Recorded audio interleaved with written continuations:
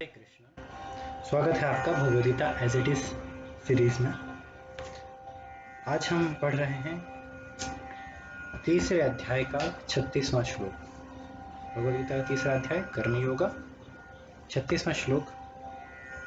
अर्जुन उवाच अथ केन प्रयुक्तोऽयं पापं चरति पुरुषः अनिच्छन्नपि Varshney Baladev नियोजितः।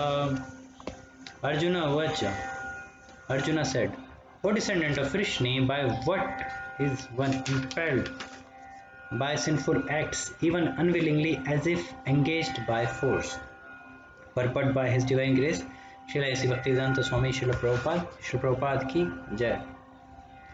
A living entity as part and parcel of the Supreme is originally spiritual, pure and free from all material contaminations. Therefore, by nature he is not subject to the sins of the material world. But when he is in contact with the material nature, he acts in many sinful ways without hesitation, and sometimes even against his will. As such, Arjuna's question to Krishna is very sanguine as to the perverted nature of the living entities. Krish, although the living entity sometimes does not want to act in sin, he is still forced to act. Sinful actions are not, however, impelled by the supersoul within, but are due to another cause, as the Lord explains in the next verse. So, in the series of these verses, in this chapter, we have seen main focus is on performing work. In what consciousness the work should be performed, work performed as a sacrifice to Lord Vishnu, and how we should offer the results we get from our work to their lordships by performance of yajna, and by doing that there will be prosperity for all. For humans and demigods will live happily by performance of the yajna. And even a liberated soul performs his duties even though he is not bound to perform the same, or nor he is in any need of doing the same. Even the Lord himself, when he comes to this material world, he performs all the prescribed duties, even though he is not in need of performing any activities, or he does not have any fruitive results for which he should perform the duties, but he does it to set an example for ordinary living entities. And in the previous verses, we have seen that in the verse number 30th, Lord explained that in what consciousness we should perform the work, in what consciousness Arjuna should fight. And if we do that, then we become liberated. And then there are attachments and aversions, which are stumbling block on the path of self-realization in the verse number 34. And after that, it is explained that it is far better to perform one's prescribed duties than to another's duties perfectly. So we should stick to our own prescribed duties. So now Arjuna is getting this question that okay, we do work, that is fine, but sometimes there is an individual, he is inclined to perform sinful activities, even though he does not want to, nor he has had any desires, and sometimes they engage in those activities as if being impelled by a force.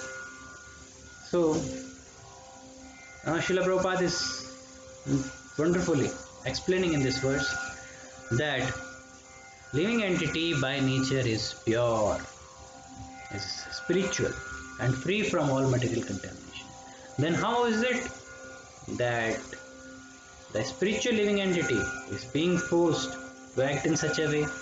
We have seen in the second chapter, Lord says that the spirit soul cannot be touched by any substance, cannot be moistened by water, और cannot be burned by air. तो वो spiritually pure है, तो अब उसमें ये contamination कैसे आ सकते हैं?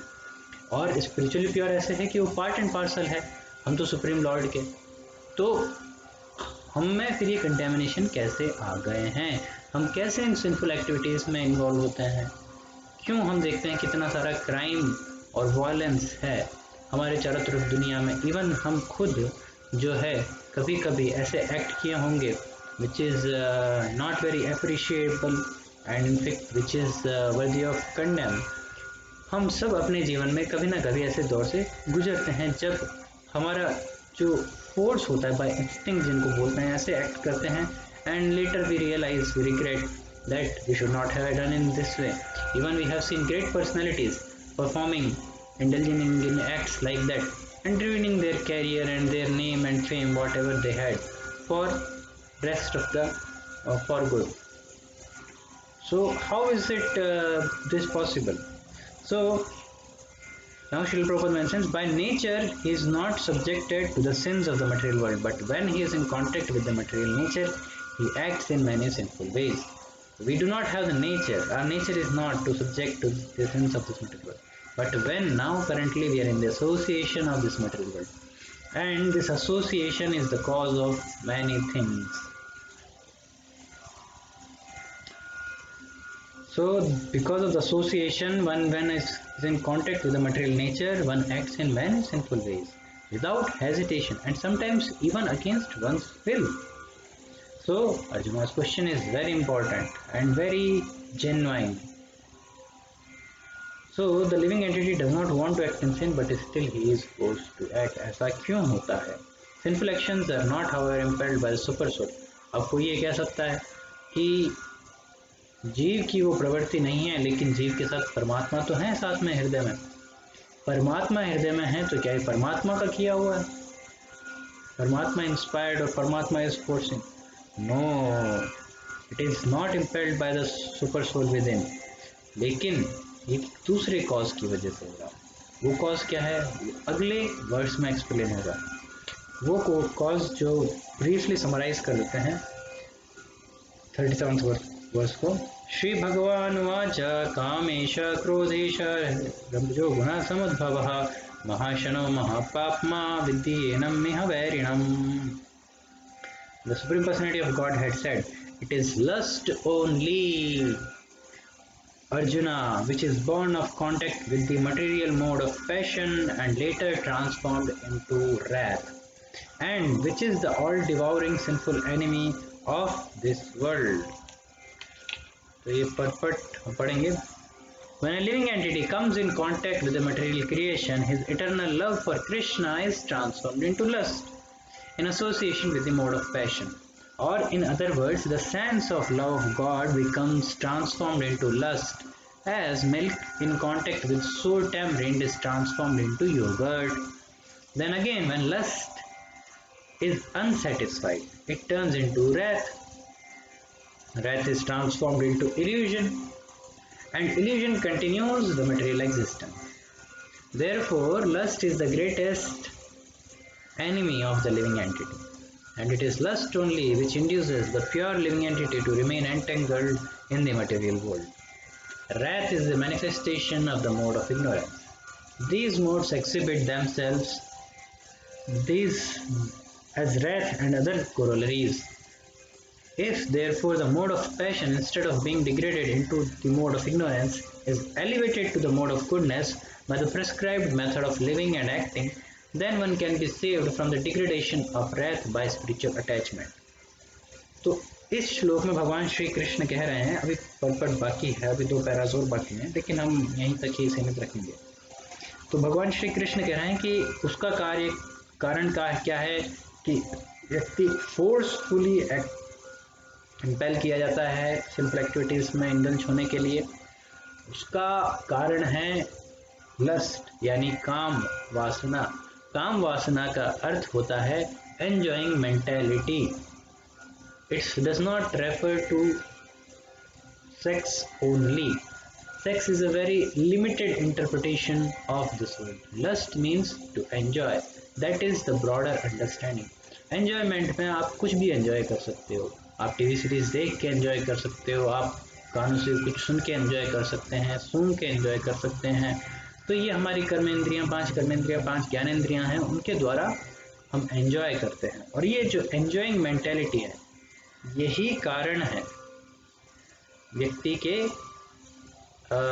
कि हम कई बार force to act into simple activities क्यों करते हैं, ताकि they want their seeking pleasure.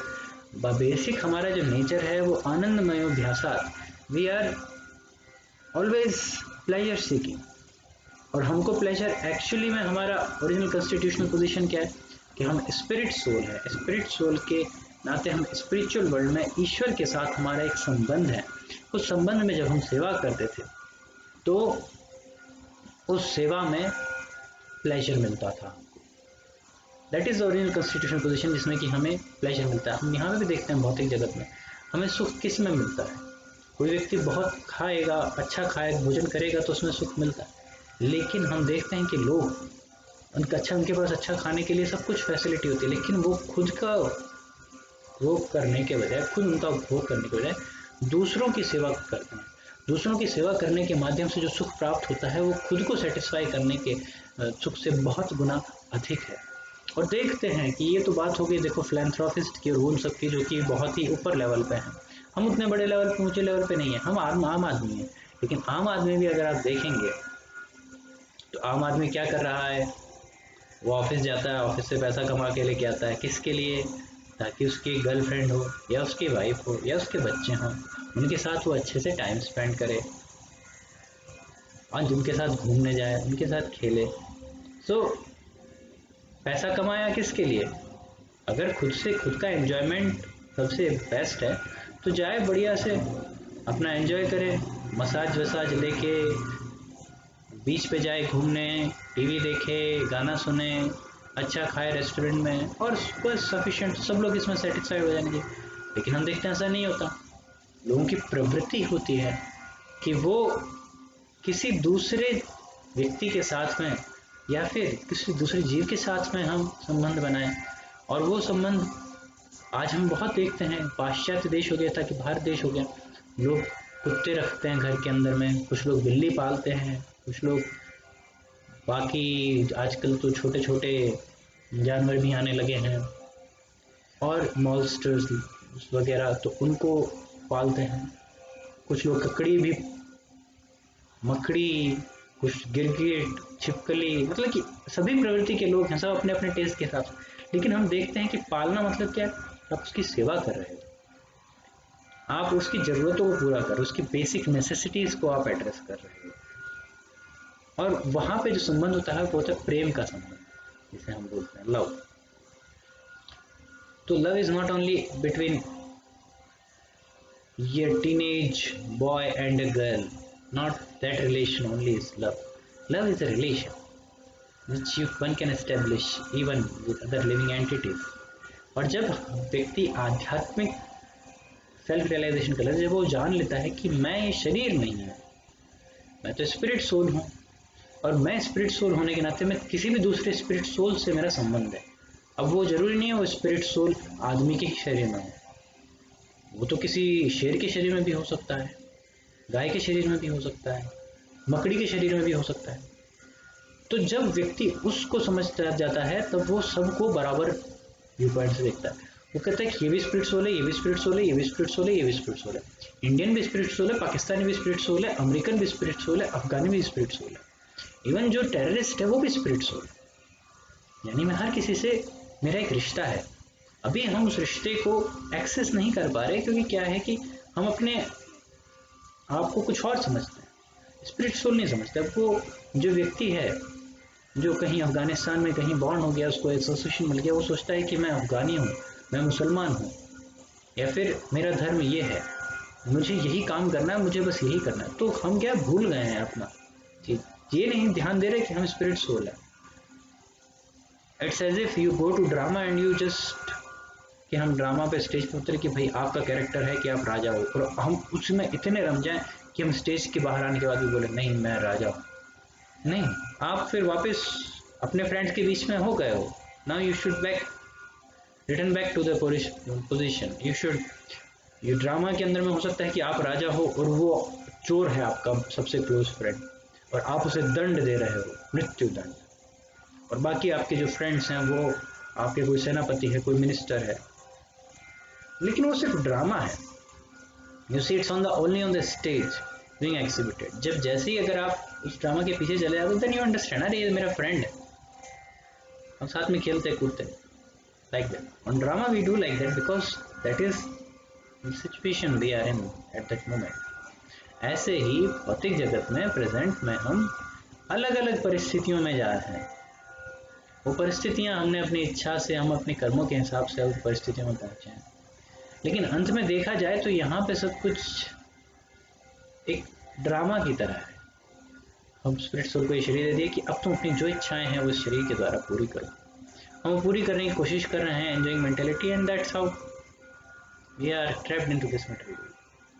अगले कल के दिन हम श्लोक में चर्चा करेंगे कि ये लस्ट जो है, ये काम वासना, ये कैसे उत्पन्न होती है, कैसे जो